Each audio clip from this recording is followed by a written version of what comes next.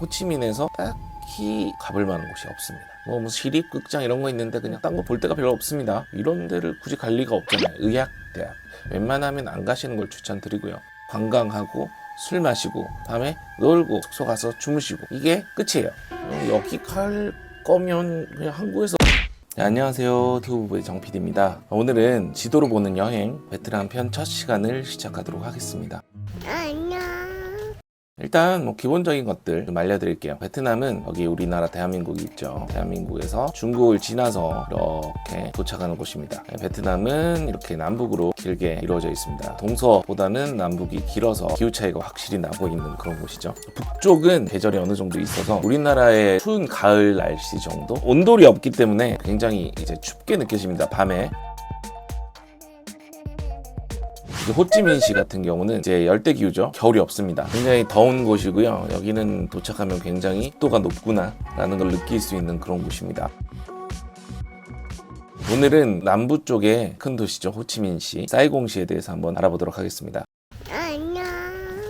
플레임이 이제 베트남 사회주의 공화국이죠. 공산 국가예요. 일당 독재 체제, 베트남 공산당이 집권을 하고 있습니다. 약간 중국하고 비슷해요. 국기는 이렇게 생겼죠. 금성 홍기. 저희가 이제 베트남 하면 제일 많이 생각나는 도시가 호치민일 거예요. 경제의 중심지니까 비행편도 많고 연인끼리 놀러 가기도 굉장히 좋고 가족끼리 가기도 좋고요. 어르신들 이제 골프 여행을 보내드리기도 굉장히 용이한 곳이고 접근성이 좋다고 해야 되나? 호치민시 주변에는 또 놀만한 것들이 또 있기 때문에 그쪽으로 많이 가기도 합니다.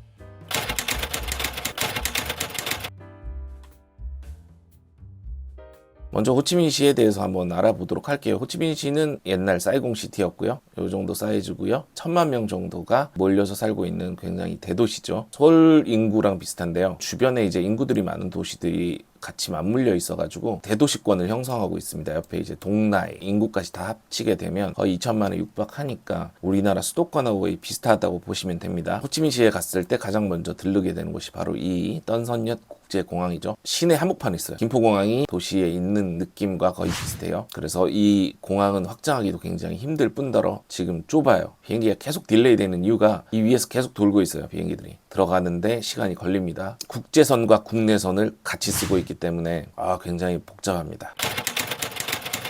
그리고 베트남 같은 경우는 이제 군으로 나눠져 있어요. 1군, 2군, 3군, 4군, 5군, 6군, 7군. 프랑스 같은 경우가 숫자로 이제 구가 나눠져 있어요. 호치민시 같은 경우도 숫자로 나눠져 있습니다. 많이 가는 곳 1군, 벤탄군 이런 식으로 해가지고 나눠져 있어요. 벤탄군 1군 쪽에 거의 모든 이제 편의시설 유명한 것들이 다 몰려 있다고 보면 되고요. 삼각형 모양의 섬이 하나 있어요. 여기 4군이에요. 중국인들이 많이 사는 동네이기도 하고요. 1군, 벤탄군이 가깝기 때문에 출퇴근하는 사람들이 많이 살고 있는 동네이기도 합니다. 1군 벤탄군에 관광을 하고 싶으신 분들은 여기에 숙소를 잘 잡지 않고요. 보통 레지던스라고 하죠. 레지던스 같은 경우에 이 4군에 있는 레지던스들 밀레니엄도 있고 리버게이트도 있고 골드뷰 뭐 이런 것들이 있는데 여기에 보통 많이들 묵으세요. 혼자서 쓸 때는 보통 5만원, 일행이 같이 있을 때는 7만원, 8만원짜리 방이 있어요. 이제 방 2개짜리 둘이서 사용하게 되니까 굉장히 싸죠. 2명 해서 4명이서 묵을 수도 있습니다. 4명이서 7만원이면 엄청 싼 거니까 접근성이 너무 좋아서 걸어서 갈 수도 있고요. 그랩을 불러서 1군 벤탄군에 갈 수 있습니다. 또 뭐가 좋냐면 우리 VBN 워킹 스트리트 굉장히 유명하잖아요. 가까워요. 10분이면 충분히 갑니다.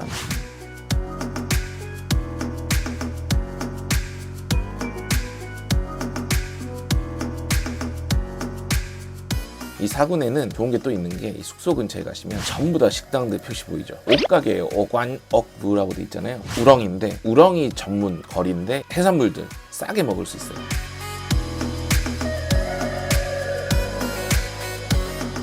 숙소에서 공항까지 1시간은 잡고 이동을 하셔야 돼요. 공항에 도착을 하셔서 보통 유심을 구입을 하시게 되고요. 그런데 여기서 환전은 안 하시기를 추천합니다. 그렇다고 또 한국에서 환전을 해가지고 오기에는 또 별로예요. 그래서 한국에서 달러로 100달러짜리 달러로 환전하시기를 추천드리고요. 여기 벤탄 시장이라고 있습니다. 이 벤탄 시장 옆에 기금속 상점 보이시죠? 머니 익스체인지라고 적혀 있습니다. 여기 가시면 이렇게 사람들이 몰려서 환전을 하고 있어요. 10달러짜리보다 100달러짜리가 환율이 좋아요. 여기서 환전을 하시고 숙소로 가시거나 시장 구경을 하시면 됩니다. 그리고 이 주변에는 한국이 상대로 하고 있는 마사지 샵들이나 이런 것들이 굉장히 많기 때문에 시간을 좀 보내셔도 되고요. 아니면 메인이라고 제 유튜브에도 소개를 해드렸던 식당인데 맛있는 것들이 굉장히 많이 있으니까 식사를 하셔도 좋습니다.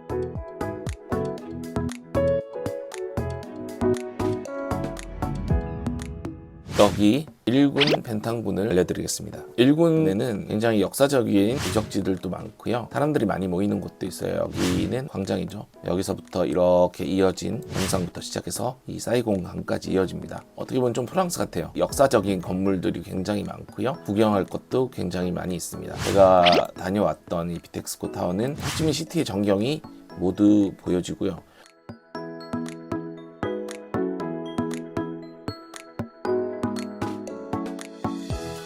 여기 이제 랜드마크 타워가 있어요. 호치민 시티에서 가장 높은 곳인데 고급 주거 단지예요. 빈홈 시티, 센트럴 파크도 있고 해서 여기가 굉장히 고급 주거 단지죠. 랜드마크 81층짜리예요. 이 동네가 살기 좋은 동네라고 하죠. 타워 팰리스에 있는 그쪽 동네 같은 그런 느낌이 드는 곳이에요.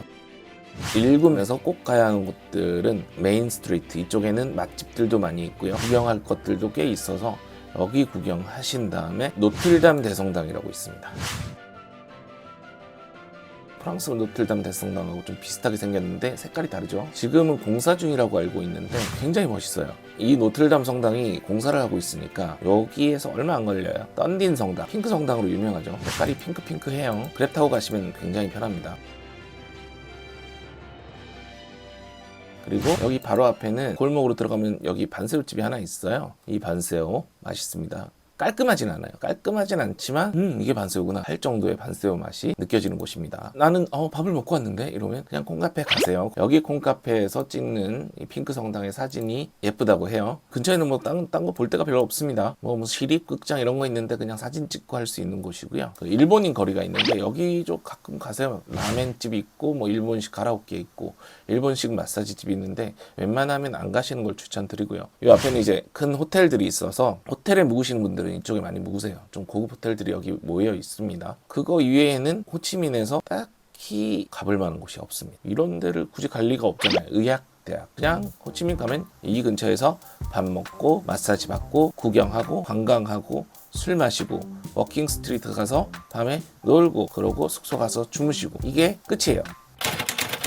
한국인들은 4군도 지나서 7군 쪽에 이제 많이 살고 계세요. 이 7군에 가면 롯데마트가 있고요. 이제 선라이즈 시티라고 여기도 한국 분들이 굉장히 많이 숙박을 하시는 숙소이죠. 저희 7군이 가까워서 한국 식당을 많이 갈 수도 있고요. 숙소 퀄리티도 굉장히 좋기 때문에 나쁘지 않은 숙소로 알려져 있어요. 그리고 여기 푸미흥이라고 불리는 곳이죠. 여기도 숙박을 하시는데 여기 갈 거면 그냥 한국에서 여기 주재원들이 이용을 하는 마사지집 이런 것들이 굉장히 잘 돼 있는데 가격은 좀 비싸지만 코지라는 마사지가 이 근처에 있는데 저는 거기를 자주 갑니다. 와이프랑도 같이 갔었고요. 그리고 여기에 7구는 저는 자주 가는 이유가 분짜 하노이가 여기 있는 분짜 하노이가 정말 맛있습니다. 제가 먹어본 분짜 식당 중에 제일 맛있어요. 그래서 이쪽은 분짜 하노이를 먹으러 가시거나 아니면 콩카페를 가신다 이럴 때 들리기 좋은 곳이고요. 분짜와 짜조를 같이 드시면 후회하지 않는 그런 맛을 여러분에게 선사해 줄 그런 곳이에요. 주변에 이제 크레센도몰, 비보시티 같은 데서 영화도 볼 수 있고 쇼핑도 즐길 수 있기 때문에 편의시설들이 이 근처에 있기 때문에 사람들이 많이 살게 되는 것이고 그러면 3박 4일을 갔는데 계속 그렇게 놀 수는 없잖아요. 하루 정도 날을 잡아서 이 붕따오라는 곳을 갑니다. 차로 가면 1시간 반, 2시간 거리는 별로 안 먼데 교통이 별로라서 걸리기도 하고 여기서 이제 배 타고 갈 수도 있어요. 사이공항 따라서 배 타고 이렇게 붕따오로 오실 수도 있습니다. 국제결혼 하시는 분들 중에 신혼여행을 일로 가시더라고요. 붕따오 바닷가도 있고요. 클럽도 있고 뭐 호텔도 있고 풀빌라도 있고 뭐 여러 가지들이 있어요. 해산물 같은 것들 드실 수도 있고 한 하루 정도 노시는 것도 추천드리고요. 나는 좀 시간이 더 있는데 하면 판티에트 가셔야 돼요. 판티에트는 되게 유명한 곳인데 무이네라는 동네가 있죠. 무이네 가면 사막이 있어요. 해안사구죠. 이 사막에서 여러 가지 액티비티를 즐길 수도 있습니다. 기억해 두시고 조금 느낌이 색다른 동네기는 합니다. 무이네 해산물을 직접 드셔보셔도 되고요. 나는 바다 몰라 잘 모르겠어. 정글 탐험을 한번 해보고 싶다. 건터 쪽 여기가 이제 삼각주잖아요. 콩 델타, 밀림, 정글 아마존 같은 느낌을 그거를 느낄 수 있는 패키지들이 있어요. 트립 어드바이저나 에어비앤비 같은 데서 여행 상품을 결제를 하시면 오지 체험을 할 수가 있죠. 그리고 호치민시에서도 바이크로 하루 종일 같이 돌아다녀주는 사람들이 있어요. 같이 밥도 먹고 현지 식당 추천 받아가지고 맛있는 거 드시고 하시는 것도 나쁘지 않은 선택입니다. 안녕. 자, 오늘은 호치민과 인근 도시 여행에 대해서 알려드렸는데요. 한번 갔을 때 좀 재밌게 즐길 수 있는 곳. 그렇지만 여러 번 갈 곳은 아니다. 그래서 두 번째, 세 번째 베트남 방문을 했을 때 가실 수 있는 곳들 위주로 이제 다음 편, 그 다음 편에 또 추천을 해드리도록 하겠습니다. 그럼 다음 영상에서 뵙겠습니다. 안녕히 계세요.